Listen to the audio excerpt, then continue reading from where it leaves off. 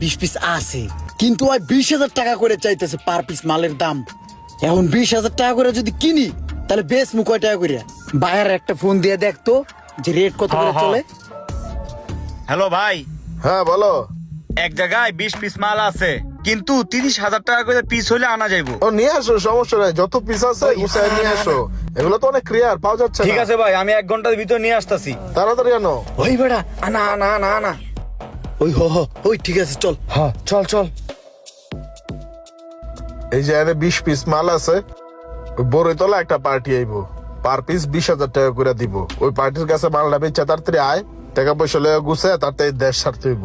আচ্ছা ঠিক আছে। ভাই মাল কয় পিস আছে দেন, 20 করে দিব। আছে তো 20 পিস, এই যে মাল। ভালো কইরা চেক কইরা গুইনা দেখো।